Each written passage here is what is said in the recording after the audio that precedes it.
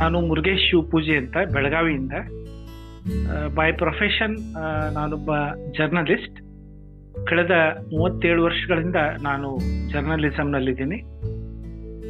ನನಗೆ health issues ಬಹಳ ಇತ್ತು.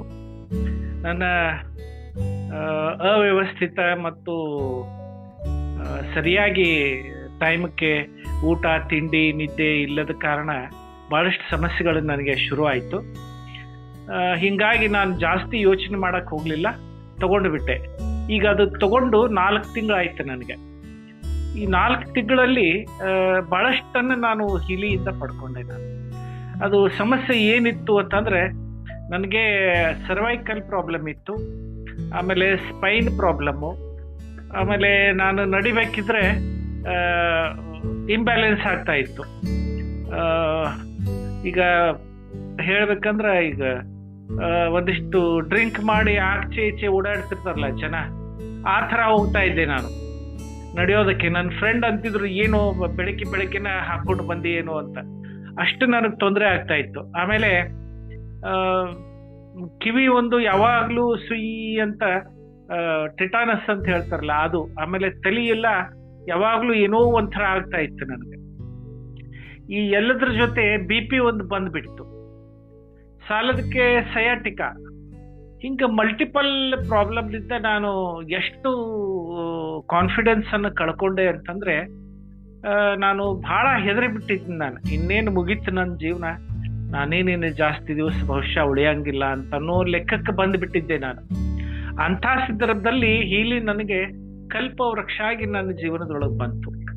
ನನಗೆ ಅದನ್ನ ಪರಿಚಯ ಮಾಡಿಸ್ಕೊಟ್ಟಂಥ ಸತೀಶ್ ಬಾಬು ಆಗಿರ್ಬೋದು, ಶಿವಶಂಕರ್ ಆಗಿರ್ಬೋದು, ಎಲ್ಲಕ್ಕಿಂತಲೂ ಹೆಚ್ಚಾಗಿ ಕರ್ನಾಟಕಕ್ಕೆ ಅದನ್ನು ಇಂಟ್ರೊಡ್ಯೂಸ್ ಮಾಡಿದ ನನ್ನ ಗುರುಗಳು ಶಿವಯೋಗಿ ಸರ್ ಆಗಿರ್ಬೋದು, ಎಲ್ಲರಿಗೂ ನಾನು ಬಹಳ ಕೃತಜ್ಞನಾಗಿದ್ದೇನೆ. ಆಮೇಲೆ ಗಿರಿಜಾ ಅಂತ ಒಬ್ರು ಒಂದು ಇದ್ರೊಳಗೆ ಭೇಟಿಯಾದಾಗ ಇವರೆಲ್ಲ ಮಾರ್ಗದರ್ಶನ ಮತ್ತು ಇಲ್ಲಿ ಪಾರ್ಟಿಸಿಪೇಟ್ ಮಾಡಿ ತಮ್ಮ ಟೆಸ್ಟಿಮೋನಿಯನ್ನು ಹಂಚಿಕೊಳ್ತಕ್ಕಂಥ ಪ್ರತಿಯೊಬ್ಬರು ನನ್ನ ಪಾಲಿಗೆ ಏಂಜಲ್ಗಳು. ಅವರೆಲ್ಲರೂ ನನಗೆ ಮಾರ್ಗದರ್ಶಕರೇ, ನನಗೆ ಗುರುಗಳ ಸಮಾನರೇ. ಯಾಕಂದ್ರೆ ಅವರ ಅನುಭವಗಳೇ ನಮಗೆ ದಾರಿದೀಪಗಳಾಯಿತು. ಈ ಇದನ್ನೆಲ್ಲ ನಾನು ಬಹಳ ಬ್ಯುಸಿ ಇರ್ತೀನಿ. ನಾನು ಒಂದು ಪತ್ರಿಕೆಯ ಎಡಿಟರ್ ಮತ್ತು ಬೇರೆ ಸಂಘಟನೆಗಳಲ್ಲಿ ನ್ಯಾಷನಲ್ ಲೆವೆಲ್ ಮತ್ತು ಸ್ಟೇಟ್ ಲೆವೆಲ್ ಕೀ ಪೋಸ್ಟ್ ಒಳಗಿರುವಂಥವ ನಾನು. ಹೀಗಾಗಿ ಬಹಳ ಬ್ಯುಸಿ ಇರ್ತೀನಿ ನಾನು. ಎಷ್ಟೋ ಸಾರಿ ನನಗೆ ಟೆಸ್ಟಿಮೋನಿ ಆಗಿರ್ಬೋದು, ಬೇರೆ ಟ್ರೈನಿಂಗ್ ಮೀಟಿಂಗ್ಗಳಾದರೂ ಆಗಿರ್ಬೋದು, ನನಗೆ ಅಟೆಂಡ್ ಆಗಕ್ಕೆ ಆಗೋದಿಲ್ಲ. ಎಷ್ಟು ಸಾಧ್ಯ ಆಗ್ತದೆ ನಾನು ಅಷ್ಟನ್ನು ಅಟೆಂಡ್ ಆಗ್ತಾ ಇರ್ತೀನಿ. ತಪ್ಪದೇ ಕೇಳ್ತೀನಿ. ನನಗೆ ಎಲ್ಲರೂ ಹೇಳಿದ್ದನ್ನು ಕೇಳಿದಾಗ ನನಗೊಂಥರ ಧೈರ್ಯ ಹೆಚ್ಚಾಗಕ್ಕೆ ಶುರು ಆಗ್ತದೆ.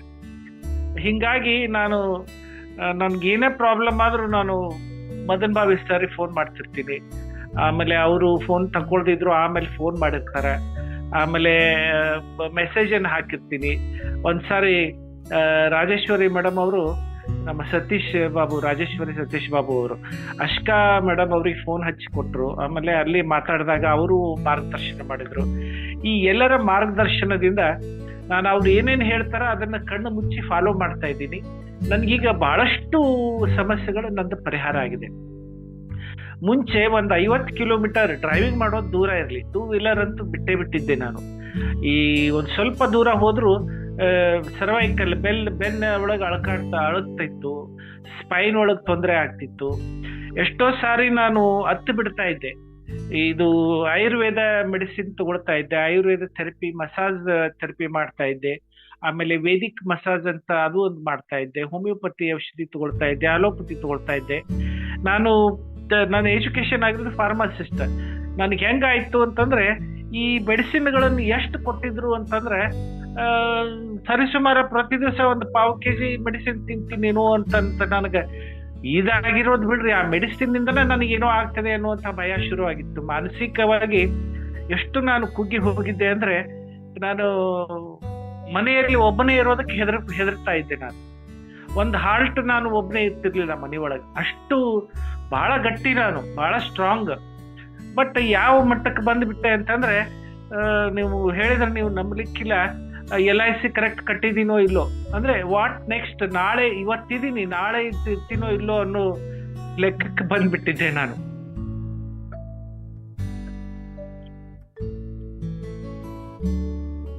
ಆಮೇಲೆ ಹೀಲಿ ಯೂಸ್ ಮಾಡೋಕೆ ಶುರು ಮಾಡಿದೆ. ನನಗೆ ಬಹಳಷ್ಟು ಚೇಂಜಸ್ ಬಂತು. ನನಗೆ ಒಂದು 50 ಕಿಲೋಮೀಟರ್ ನಾನು ಕಾರಲ್ಲಿ ಹೋಗಕ್ಕೆ ಸಾಧ್ಯ ಆಗ್ತಾ ಇರಲಿಲ್ಲ. ನಾನು ಡ್ರೈವರ್ ಪಕ್ಕಕ್ಕೆ ಕುಂತ್ಕೊಂಡು ನೀನು ಸ್ವಲ್ಪ ಇದು ಜರ್ಕ್ ಆಗದಂಗೆ ಹೋಗ್ಬೇಕು ಅಂತ ಹೇಳ್ತಾ ಇದ್ದೆ. ನಾನು ಹೀಲಿ ನಾನು ಯೂಸ್ ಮಾಡಕ್ ಶುರು ಮಾಡಿದ ಮೇಲೆ ನಾನು ಶಿವಯೋಗಿ ಸರ್ಗೂ ಹೇಳಿದ್ದೆ. ನಾನು ಎಷ್ಟಂದ್ರೆ ಒಂದು ವಾರದಲ್ಲೇ ನಾನು ಎಷ್ಟೊಂದು ನನಗೆ ಬದಲಾವಣೆ ಬಂತು ಅಂತಂದ್ರೆ, ನಾನು ಒಂದೇ ವಾರದಲ್ಲಿ ನನಗೆ ಚೇಂಜಸ್ ಬಹಳ ಫಾಸ್ಟ್ ಆಗಿ ಗೊತ್ತಾಯ್ತು.